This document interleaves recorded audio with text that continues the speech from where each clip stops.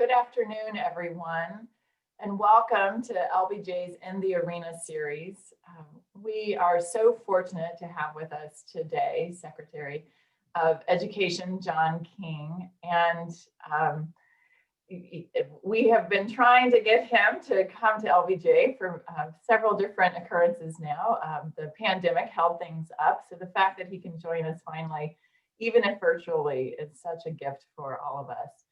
Welcome, and we're so glad that you're here today. You have lots of titles behind your name. You're former Secretary of Education. You are now the Director of the Education Trust. You have led the education in the state of New York.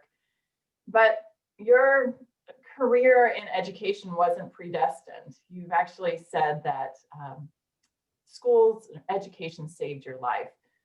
Help us to understand a little bit more about how you've gotten to where you are and where it started. Sure. Well, first, thanks for the opportunity to do this. Wish we could be doing it in person, but honored to be a part of this conversation with you. So really, I'm the kid of two New York City public school teachers. Both my parents spent their whole careers in New York City schools. My father was African-American, grew up just after the turn of the 20th century in a very segregated New York City, and saw a path to opportunity as a teacher, became a teacher and a principal administrator. My mom was born in Puerto Rico, came to New York as a kid, learned English in the New York City schools, saw a path to opportunity as a teacher, became a teacher and then a school counselor. And they spent their whole lives working in the New York City schools. And so I grew up with this very strong appreciation for schools and educators. My mom was actually a school counselor in my elementary school. And then school took on this role that none of us could have imagined because both my parents passed when I was a kid. My mom passed in October of my 4th grade year when I was 8. And I lived with my dad after that. My dad was quite sick with undiagnosed Alzheimer's. So home was this environment that was very unstable and inconsistent and unpredictable and lonely and scary. And he got more and more sick over that time period, and he passed when I was 12. And during that period, the thing that saved me was school. Having a series of phenomenal New York City public school teachers who made school a place that was safe, engaging, compelling. I had a teacher who actually looped with us, which is very unusual in New York City schools, in 4th, 5th, 6th grade, Mr. Osterweil. And in his classroom, we read the New York Times every day. We did productions of A Midsummer Night's Dream and Alice in Wonderland. We learned the leader and capital of every country in the world. He was the kind of teacher, when you finished a book, he was there with the next. And so he really made school this place where I could be a kid when I couldn't be a kid at home. And after my dad passed, I moved around different family members, different schools, but it was always teachers who gave me a sense of hope and purpose. But it's worth saying it wasn't a straight line. When I got to high school, like many young people who experienced trauma as a kid, I was very angry. I was angry at adults, angry at my parents, even though it was rational, I was. Just angry at the world. And I got in a lot of trouble. I actually got kicked out of high school. First U.S. Secretary of Education, I've been kicked out of high school. And it would have been very easy at that point for folks to give up on me, to say, here is a Black Latino male, family in crisis, New York City public schools, what chance does he have? But I was very fortunate that there were educators and mentors who were willing to give me a second chance, were willing to invest in me, were willing to see me as more than the sum of my mistakes. And that was also just a pivotal moment where school, again, was the thing that saved me and kept me on the right path. So I became an educator to try to do for other kids what teachers did for me. the pandemic is obviously affecting schools in a way that they haven't actually felt this sort of struggle in the past. I can't imagine another time in which they've had to pivot so quickly and figure out how to teach in a whole new way and meet the needs of students. But we know that students are really struggling. There's students who haven't come back since March, and that disproportionately it's our children of color, our Black children, our Latino children, who are really struggling both within school and their families within their communities. Can you talk a little bit more about what these struggles look like and what we might be able to do to help these kids? Yeah, well, COVID-19 has been, as you know, just an equity disaster on every level. And, it's been a disaster from a health standpoint, obviously, but that health disaster has been particularly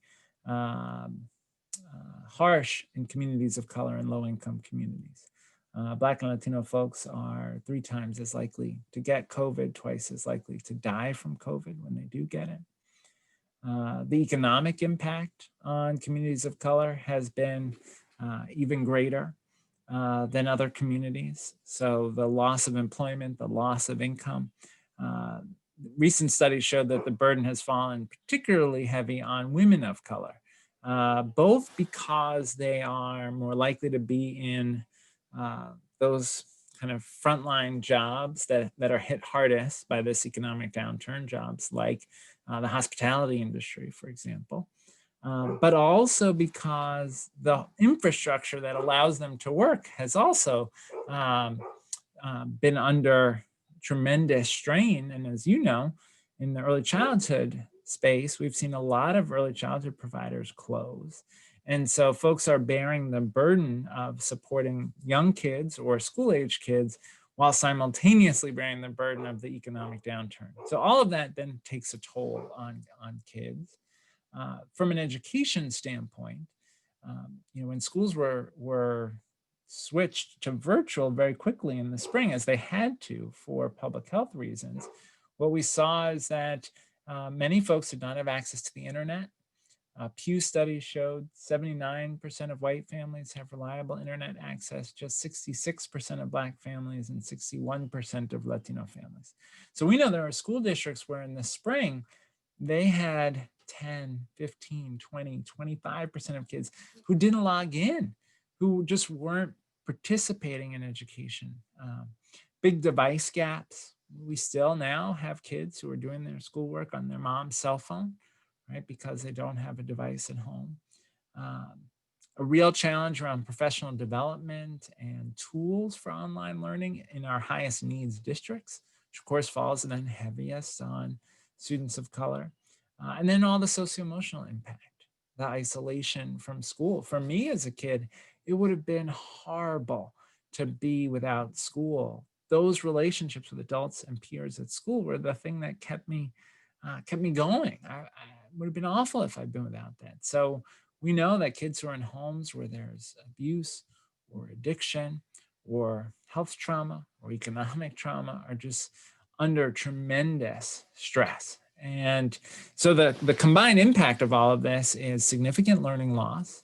McKinsey did a study that suggests that the average learning loss from last spring and virtual and hybrid models this fall would be 7 months of lost learning, 9 months for Latino students, 10 months for African-American students. When you think about a first grader who's supposed to be learning to read, right, that's devastating to lose that basically a year of education. So we know there's an academic impact. We know there's this long-term socio-emotional impact. So we've got to have a strategy to get resources to our highest needs schools in particular to try to address all of that. We're going to need resources for extended learning, hopefully intensive tutoring. We have really good evidence on the impact of high dosage tutoring. The UK is going to do a national tutoring corps effort. I would love for us to do something similar, to sort of flood our highest need schools with those additional resources. We're going to need more counselors, more mental health services for kids and families. And of course, as you know, Cynthia, in the early childhood space, We just need a huge investment to save the sector. And if Congress doesn't step up with a significant stimulus, in K-12, we're going to see layoffs and cuts of programs and lots of missed opportunities. But in early childhood, we're going to see just devastation to the sector, places that never reopen. And that's going to ripple through our economy. So we're at a really challenging moment, I would say. Yeah, I mean, that's the thing. Childcare is so essential for our teachers as well, in order for them to actually get back, so that they can actually teach our kids. But as you mentioned, there's a lot of investments that we need to do within the school. But the thing that I've appreciated about your work throughout is that you never just stop at the school door, that you have always paid attention to what is happening in our communities and our families, the things that children and their parents are bringing with them when they walk through those doors. Can you talk about, your efforts in that way and why that's so important? And then even with COVID, that's just become even more important. Sure. Well, look, there was a study done at Johns Hopkins that was published, I don't know, maybe 2 years ago. And the study was about vision.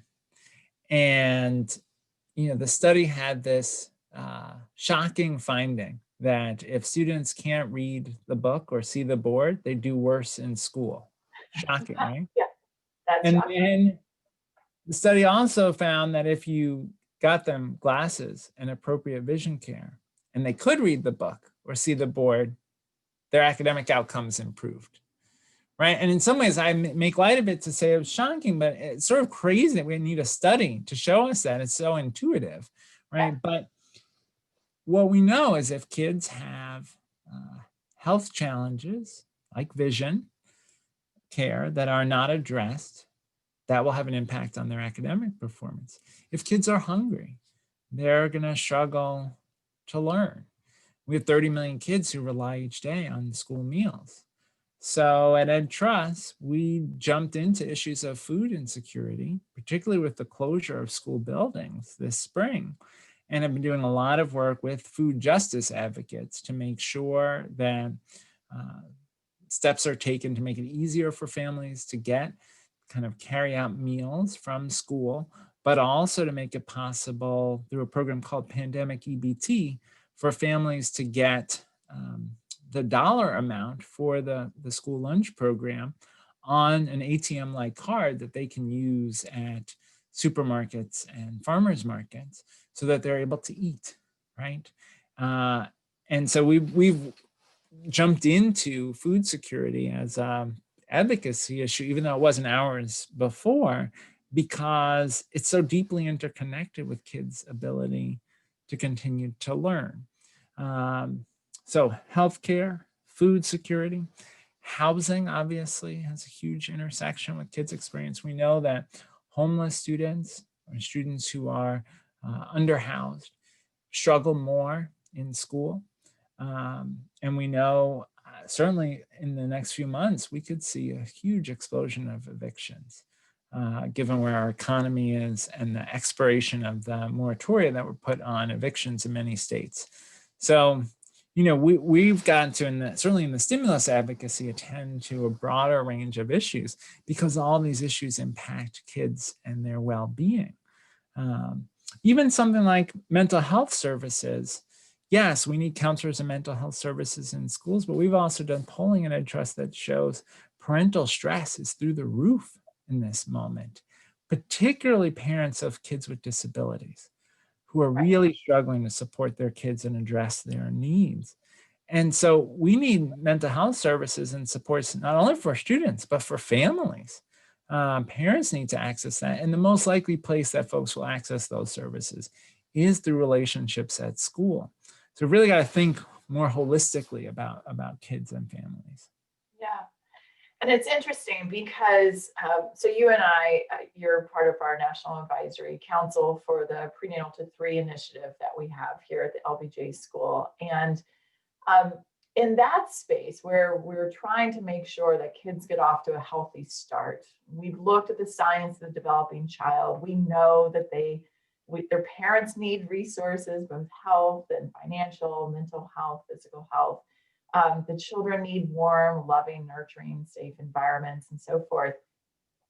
And we haven't just called on childcare to do it all. We really have thought about how investing broadly in family supports and being able to work and care for your kids is so crucial. Somehow, once we get up into pre-K and K through 12, we start to think of it as a school issue instead of a systems issue. Can you talk more about how do we move this to being more of a systems issue, and how you think about it in the early childhood space, but also as we move up in grades? Yeah, well, I love the work that we're doing with the Prenatal-to-3 effort, and looking at policies across multiple areas, like whether or not a state has paid family leave has big implications for a family's ability to support their kids. This may sound naive, but I am actually very hopeful about this moment in our kind of political evolution as a society. There are lots of reasons to be anxious, don't get me wrong, but and maybe this is the high school social studies teacher in me, but when I think about this moment, I think we have the potential for a New Deal or Great Society moment, right? We have this potential to think about, as FDR did in the New Deal era, how do we not just go back to the status quo that existed before the crisis, but how do we actually build a future that is more resilient, more just, more prosperous? And I do think there's this awareness, and I'm sure you're seeing this, where people are thinking to themselves, I was never that concerned about whether or not we had, paid sick leave for everybody. But gosh, I sure don't want the person at the supermarket feeling that they have to come in while they're sick in order to keep a roof over their head. So yeah, I'm for paid sick leave. Or folks who thought to themselves, well, people who are affluent who've always had access to childcare and never had to spend that much time thinking about what it would be like to balance work and parenting in the absence of childcare. But now they've had to think a lot about that. And so now there's an openness to, universal access to quality childcare 0 to 4. That makes a lot of sense. So I do think there's this energy from this moment that has shown us how deeply interconnected we all are, that we could leverage to make some big policy progress, the way we did in the New Deal, or the way that Lyndon Johnson did with the Great Society programs. That there's a moment to say, we can't separate the fate of our kid from the fate of the kid who lives next door or down the road or in the next city over or on the Native American reservation on the other side of the state. Like everybody's journey is interconnected. I hope that that's the path that we take. And like you said, this kind of major rethinking of what we're doing, I think is going to be so important. But we also know that all the policies that we implement, they don't all end up having the same impact on children of color in particular, that sometimes we intend them to benefit from them, and that doesn't happen. And other times we've intentionally developed policies that are actually very discriminatory. You guys have recently done some work just looking at access to higher ed even, and found that even with the best intentions, these are not coming out to be equitable. Talk to me about that study. I'd love to hear more about that, but also just how we can pay better attention to equity when we are developing our policies. Yeah. Well, certainly folks can take a look at it at ntrust.org/free college. But, with that study, what we did was we looked at a program that has a lot of potential, right? And we hear this free college conversation. We know that college affordability is a huge challenge, particularly for low-income students, first-gen students of color. And we know that to be competitive in the 21st century economy, post-secondary training is really important. Almost all of the good jobs created after the last recession went to people who had post-secondary education. So free college sounds great, right? It sounds like, oh, well, if we do free college, then that's like making college like K-12 and everybody can have access. But when you dig into the details of free college programs, as we do in this report, state by state, what you find is a lot of fine print. That means that actually not the most vulnerable folks benefit. So in many states, actually, even worse than that, it's not only that the most vulnerable folks don't benefit, it's that the benefits disproportionately go to those with the most resources. So for example, if your free college program is what's called a last dollar program, that is, you only get the benefit if the other aid that you get only applies after the other aid that you get for tuition. What happens is, for low-income students, they say, well, let me apply the Pell Grant dollars to their tuition. Okay, well, once I've done that, they don't need the free college program. And the mistake there is the cost of college isn't just tuition. The cost of college is tuition, but it's also room and board, it's books, it's fees. And so the total cost of college can be very difficult for low-income students to meet. Pell Grants don't nearly cover enough. In fact, Pell Grants in 1980 accounted for about 80% of the cost of a public four-year degree. Today, they account for about 28%. So there's this huge gap low-income students have. But if you're only looking at the narrow window of tuition against the aid, you end up saying, oh, well, they don't get the free college program. We'll give those free college program dollars to the students who aren't getting tuition aid. And so what might seem logical, once you dig into the data, actually is quite misguided and puts the resources towards the wrong folks. What we ought to be saying is the free college program should be first dollar, and that should cover your tuition. And then if you're a low income student, you could apply those Pell Grants to things like room and board and fees and books. Another example, many of the free college programs have a series of barriers to entry. They say, oh, well, we only will give this if you just graduated from high school. Well, a lot of folks who need college education are working and they need to go back to school in order to advance in their careers. So you're blocking out a whole bunch of folks. Other programs say, well, you've got to have a very high GPA. Well, that creates another set of barriers for the students who are most vulnerable. There are programs that exclude undocumented students, programs that exclude incarcerated students. So what happens is this program that sounds like a universal benefit is actually applying to a narrow slice of folks. And so we make the case that what we need is a program that starts with how do we reach the students who are facing the greatest obstacles to higher education. And so we rate all of the programs. We found really only one, the Washington State program, that meets all of the equity criteria that we set out. But we hope what the report will do is nudge people towards more equitable policies. And we see something similar in the pre-K space. We did an analysis of state pre-K programs about a year ago, and we showed that in many states, the percentage of Black and Latino students who benefit from the state-funded pre-K program is in the single digits, right? And there are all these obstacles to why it is that those dollars aren't getting to the highest need students. But we've got to be much more thoughtful about policy design. It's, again, one of the reasons why I love the work that you're doing, because policy design matters. It's not just slogans. It's the details that determine who benefits and how effective the programs are. Yeah, no, it does. And it's like you said, people are doing this, and I believe often with the best intentions that they want to provide these resources. But it really does take thinking it through as to what the disincentives or perverse incentives might be. And we see this pardon me, in lots of different policies, but like you said, with regard to education, we're still seeing these huge gaps, despite even similar funding in the schools.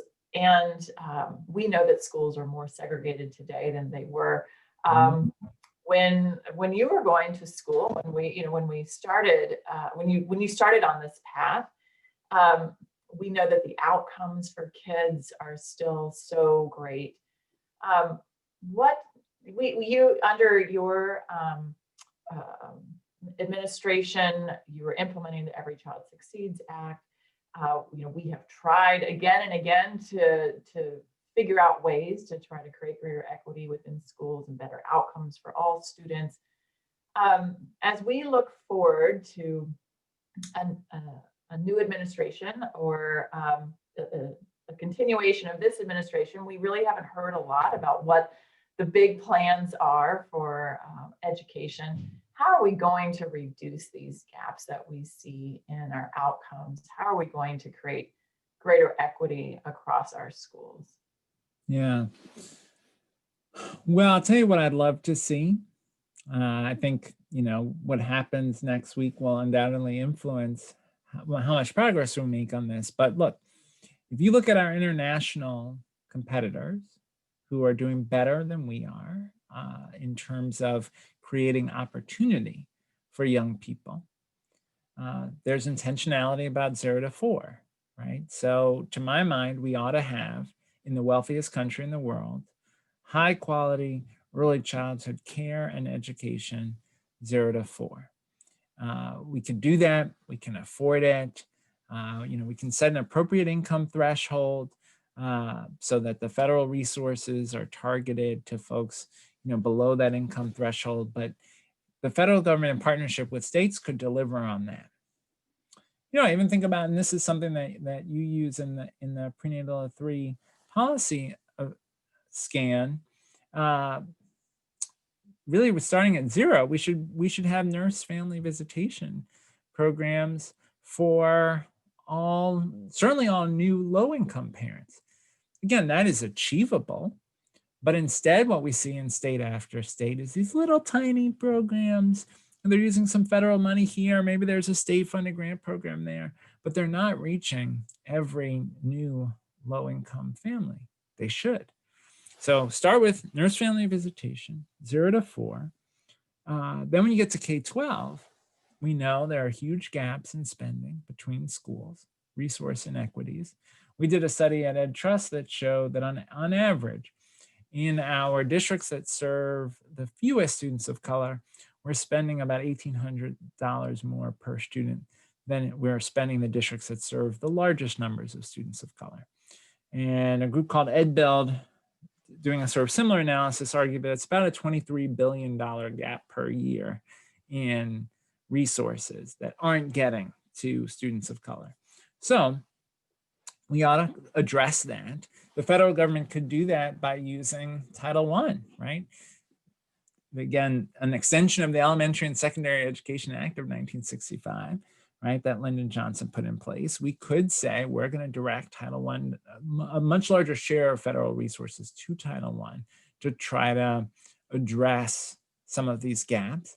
We could also see the federal government saying, and to get this new federal money, we need states to do a better job equitably distributing state resources so that states are putting more resources to the kids with the greatest needs. We could make progress towards the vision of Brown. Look, we're more than, as you point out, we're more than 60 years past Brown. And what we see is that many places around the country are more segregated today than they were even 5 or 10 years ago.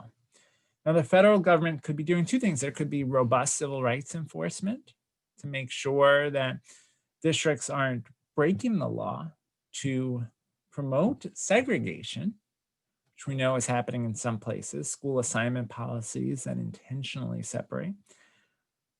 But we also could put resources towards incentivizing the things that would foster greater integration, right? Sometimes they're so simple. So, you could say if you have 2 K-5 schools that are segregated but are in pretty close proximity, Why not make one a K2 and the other a 3-5 and have both schools be integrated, right?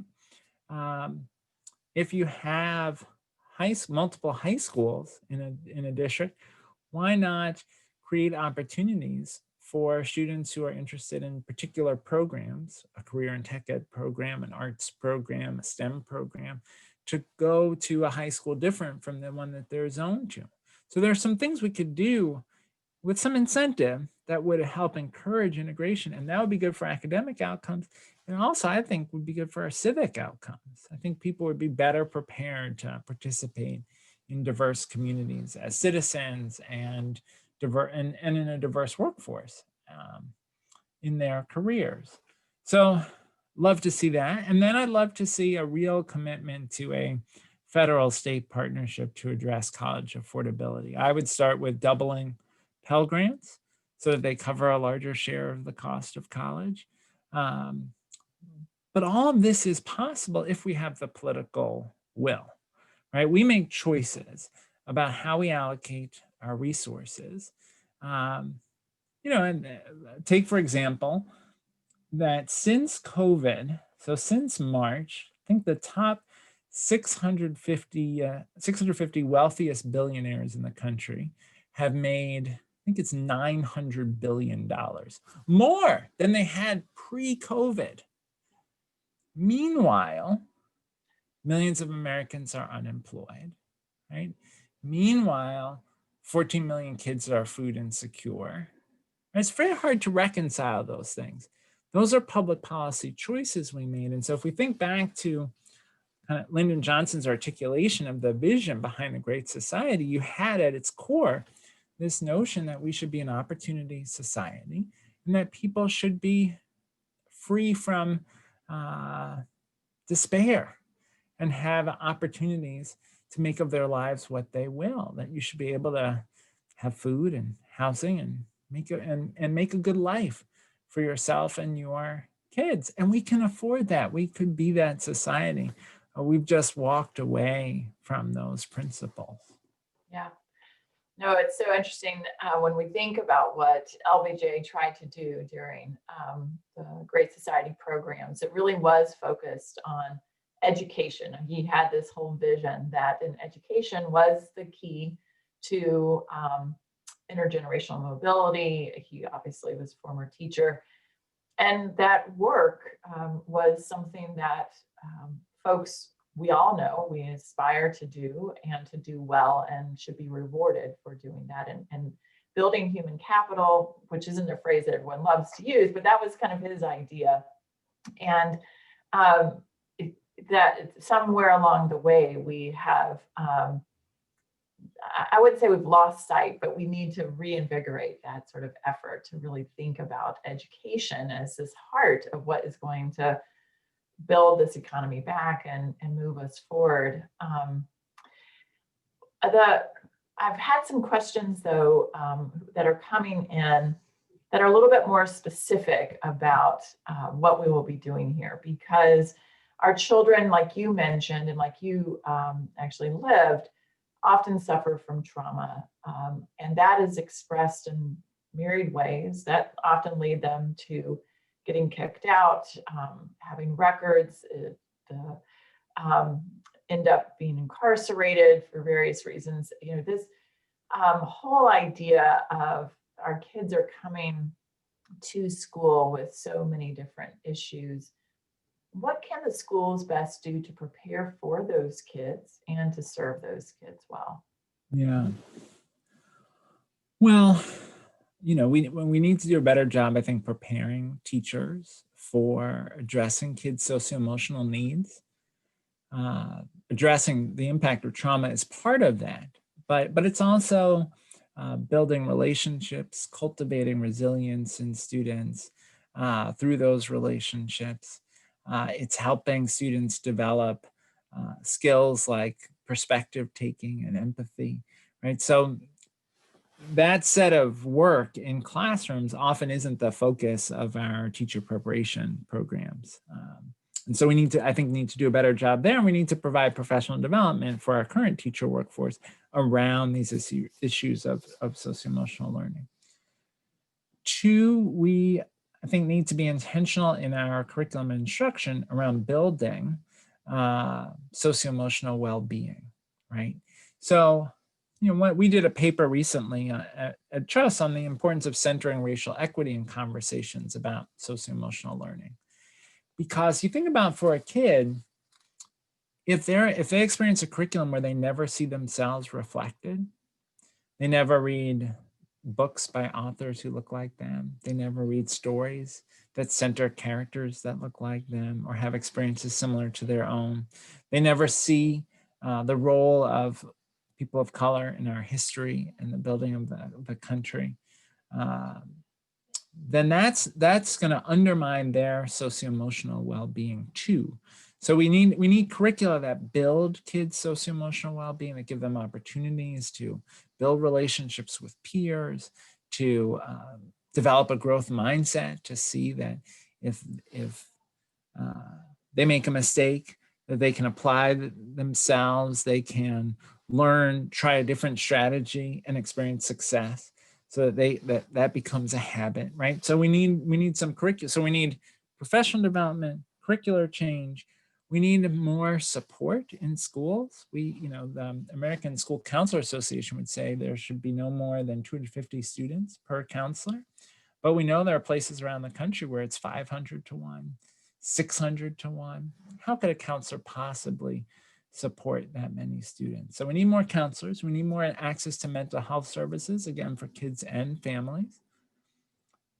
And then outside of schools, I think educators, we have to be champions not only for trauma-informed practice, but we also have to be advocates for less trauma, right? And so we have to dismantle policies of mass incarceration that inflict trauma on kids and families. We need to tackle many of the obstacles to economic opportunity that inflict pain on families that then translates into trauma for kids. We need better addiction treatment in our country. We know addiction is a widespread problem, and if your parent is struggling with addiction, that's going to inflict trauma on you as a kid. So as educators, we have a stake in broader availability of good addiction treatment. So there's some advocacy work outside of school, but again, PD, curriculum, and staffing within schools can help us get to a better place. Yeah, and we know so much about kids early on and how important kind of building their resilience it is, even in the earliest years. And we have had this framework for a long time about getting kids ready for school, that we're going to spend the first 4 years, or we're going to spend pre-K, and we're going to get them ready for school, because we know that where kids start is so predictive, unfortunately, of the gaps that will exist when they leave us after high school graduation, or they may not even make it there. But there's been a shift recently. Instead of saying we need to get kids ready for school, we've been talking about getting schools ready for kids. And you know, some of the things that you were just talking about that would be applicable to throughout education. What do you really see for the pre-K and kindergarten? How do we get schools ready for the kids who are coming? Well, I'm going to turn that question back to you as well in a second. I'd say two things that very much come to mind. One is, and you know, this is very relevant in Texas. If you look at our population of young children in the country, the percentage of students of color is very high, and the percentage of English learners or kids in families where a language other than English is spoken at home is also very high. Yet, only 18% of our teachers are teachers of color, even when a majority of our kids are kids of color in K-12, and even higher percentages in early childhood. We have a huge shortage of bilingual teachers in many parts of the country. We have not built the sort of dual language infrastructure in early childhood that we need, even though there's actually tremendous demand, and a lot of monolingual English-speaking families want dual language opportunities for their kids. So we could build a robust infrastructure. We just haven't. So that'd be one, is how do we adapt our approach to pre-K to better reflect who our kids are. Two, I would say, we have very poor coordination as a general matter across systems. So, you know, the typical kindergarten teacher may be getting kids from 10 different pre-K settings and have very little sense of what experiences they have had, what kinds of supports kids have had in those different settings, and probably little to no communication with those settings where the kids are coming from. So improving the kind of 0 to 3, 0 to 4 communication with pre-K classrooms would, I think, be quite helpful. But I'd be curious your take, given the policy scan that you've done, the research that you've done, how you would approach that. Well, I think that what you're talking about is right on. I would also argue that we've done we have now extended certificates that for teachers where they can get training for really early childhood up through age 8 or grade 3. We've developed new certificates, but when you actually look at those programs, we don't see a lot about early brain development. We don't understand a lot about those really formative years. And so our teachers could benefit, like you were saying, in professional development for how to deal with trauma and so forth, but to really understand just the developing brain, the early childhood and how unique of a period that is, how kids learn. We've learned more and more about how to teach reading. Teachers have been expecting folks to come with the skills ready to be able to read, and that's something that is learned over time. When I went to kindergarten, there was no expectation that you would have read before you got to school. That was what you went to kindergarten for. So I do think that the way that we train our teachers can be enhanced to really be ready for those kids. I think the integration piece that you're talking about is so important, that if we thought about the system of care in which our kids are living, with the family in the center, and the school and the healthcare provider and the childcare provider and the job, as all of these things that encircle our families, and that coordination among those different institutions, I feel like the teachers, the schools would have a much better understanding of who these kids are that are coming and how to meet them there. And then, I would like the schools to reach down in and begin thinking about these families from birth. Texas has done something pretty interesting, that they are now going to assign a school ID to kids when their parents start to receive childcare subsidies. So very early on in life, to be able to really understand what are the services and programs that those kids are receiving before they come to school. Anyway, I mean, there's different approaches that we can take to try to learn more about what's going on before our kids get there. But the work that you've done has been so convincing, that to just expect that we can, have the kids show up and not have to worry about anything outside of the classroom, and that we're going to just, take care of it this way, that's just not something that we can do anymore with our kids. We really do have to think more broadly. So I had another question come in that is interested in knowing more about college access. I know we keep going back and forth between early childhood and higher ed and everywhere in between. So thank you for being so adept at all. But college access, the pandemic seems to be reducing access for a lot of folks, boys especially, but also boys of color predominantly. You've talked about how you've looked at programs that try to make college more affordable, and even there, we're not necessarily doing that equitably.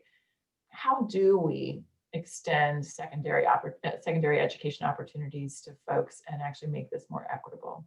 Yeah. Well, there's an important role here for high schools, I would say. You know, one thing that Texas is moving towards, which I'm hopeful about, is a FAFSA requirement, right? Because if you complete that free application for federal student aid, that is how you access Pell Grants and lots of other types of aid from the state as well as institutions. That can often be the key to students realizing, oh, I really can't afford to go to college. And so we ought to be in high schools incredibly zealous and relentless about making sure that families are completing that FAFSA. And that's a challenge in this COVID era when schools are virtual or hybrid and some kids are less connected to school. So we've got to do more to make sure we are tracking kid by kid, have they finished that FAFSA? Yeah. 2, they really need a post-secondary plan. Certainly every senior needs that, but really we should be talking about that right from the beginning of high school, but certainly for our 11th graders. We should be talking about what are some of the options, you know, what are schools that they may know that are nearby, but also what are options they may not have considered. How does this school fit with maybe larger career aspirations? Kids need support around that. Again, this problem of not having enough counselors is a real challenge in high need schools where you may have only one person who's trying to do all the socio-emotional support for 600 kids. And oh, by the way, they're also supposed to be helping the seniors through the college admissions process and post-secondary planning process. That is a big problem. So we need high schools to step up around FAFSA completion, around post-secondary planning and counselor support. And that support has to extend to families. Right? We've got to bring families in and have them understand the process, help maybe lower some of their anxieties. In my experience when I was a high school teacher, you know, for parents can be scary. And now I'm a parent of a 12th grader. So it's scary, like to think of your kid going off to college and what does this all mean? And so parents need support too. But then there's a lot more colleges can do. We just did a report recently at Ed Trust called Segregation Forever, ? And the report was on the 101 most selective public colleges in the country. And what we found is in state after state, Black and Latino students are dramatically underrepresented in those institutions. And worse than that, in a majority of cases, the percentage of Black students served today is lower than it was 20 years ago. We're going in the wrong direction. And some of that is K-12, some of that is financial, but some of it is policy choices. How are higher ed institutions approaching recruitment? Are they showing up at the high schools that serve large numbers of students of color and low-income students? Part of it is admissions. You know, how are they, you know, one issue, and obviously this is a live issue in many places, what role is race playing in admissions? But there are lots of ways that proxies for race end up playing a role in admissions to the exclusion of students of color, right? If you credit the lacrosse, playing on the lacrosse team, but you don't credit working in your parents' bodega after school every day, right? You set up in the admissions process an inherent advantage for affluent students versus low-income students. So really rethinking admissions, rethinking recruitment, rethinking financial aid policies. What you see, particularly in public institutions, is more and more aid creeping over to what's called merit aid. But merit aid actually is like a euphemism. But merit aid is really a price discount to attract students with higher, often higher income and higher incoming standardized test scores, right? And for many schools, it's a way to move up in the US News and World Report rankings, but it's also a way to make sure that they're attracting students who can pay more, as opposed to institutions moving dollars to need-based aid, which is what we would argue for. You know, I think of a school in Pennsylvania, a small liberal arts college in Pennsylvania called Franklin and Marshall. Franklin and Marshall dramatically increased their percentage of students of color and their percentage of Pell eligible students by shifting dollars from their merit aid budget to their need-based aid budget, as well as changing some of their recruitment and admissions practices. And what the president, the longtime president there, Dan Porterfield, who now runs the Aspen Institute, what he would say is, for his institution, recruiting a more diverse student population was a talent strategy. It wasn't charity. It actually made their school better. It made class discussions better. It made their faculty feel more positive about the learning environment for their students. So it's possible, but institutions have to see serving a diverse population as core to their mission. Right. Yeah, that it really takes everything. It's not just, it can't just do one thing and expect that you're going to see big changes. Someone who's watching wants to ask you about your impression with regard to the SATs or the ACTs and whether those are a useful metric or a way to stigmatize or potentially make it more difficult for people, children of color, to be able to get into school. Yeah, it's a challenging subject because we know that there are certainly advantages for those who can pay for prep courses. And those advantages then translate into higher scores, which then influences the admissions process. Now, I do think, I want to give credit that I think the College Board in their partnership with Khan Academy to make test prep support more widely available to low-income students. I think they did a good thing that was thoughtful. My worry about where we are in the conversation is that I'm worried that there are institutions that are announcing that they are going test optional and acting as though that is all it will take to diversify their student population. And that is a false claim. Now, it may be that reducing the reliance on test scores in the admissions process will result in greater diversity. That is possible. And there's some evidence that in some places that has been the case. But it's pretty modest, even in the places that have found those gains. What you really need, again, is a holistic commitment to a diverse student population. And that would mean tackling recruitment, admissions, financial aid. It would mean looking at your faculty, right? Because your success in attracting and retaining students of color is partly influenced by when students come on campus, do they feel like this is a place they belong? And we know that many higher ed institutions have very few tenured faculty members of color. We know that many institutions have environments that I would characterize as hostile to students of color. And so your institutional practices have to go beyond this test optional question. So for me, I certainly would support multiple measure system and not overweighting the role of standardized test scores. But I think if people really are committed to equity and to a more diverse student population, they've got to have a multi-pronged strategy. Yeah. I know here, our students are graduate students, or we don't have undergraduate students at the LBJ School. So it's a little bit outside of the group that you were just referring to. But we are really trying to integrate issues of equity and inclusion, diversity throughout our curriculum. We're taking a hard look, like you said, at our faculty and our hiring and all of the things that are so important for creating an environment in which students of color will not just come, but thrive. There was a question that someone reached out, has asked about whether the extent to which courses on these issues should be mandatory for students in K-12 and in higher ed, and kind of what that would look like. We know there was pushback in this current administration when schools have tried to introduce the 1619 project as an example.